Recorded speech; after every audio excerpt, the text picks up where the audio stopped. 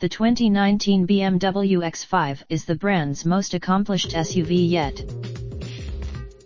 This review has been updated with test results for both 6 and 8-cylinder models. Unlike BMW's sports sedans, its SUVs have no revered progenitors, no E39 or E46 to engender nostalgia and unfair comparisons. Has always been slightly larger than before in wheelbase, width, and length. The new X5 has proportions that are eminently familiar, even if its kidney grille has grown to near comical proportions.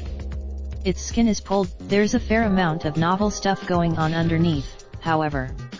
This vast array of chassis tech is all part of BMW's assertion that the new X5 handles better on-road and is also more capable off-road. We can't dispute, more relevant are the X5's road manners, which improve on clunky ride and loose steering with a more connected feel and a greater sense of refinement.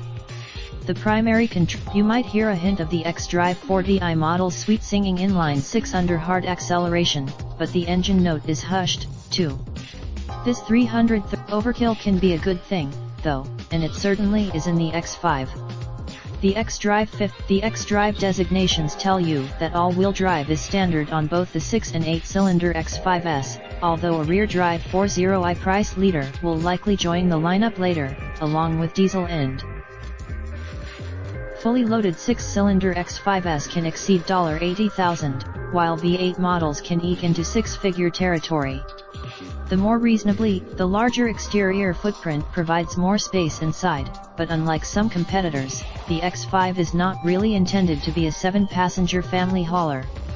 Which will come standard with its array of mechanical and technological upgrades. The new X5 will convince even the most steadfast doubters of its superiority over the X5s that have come before it.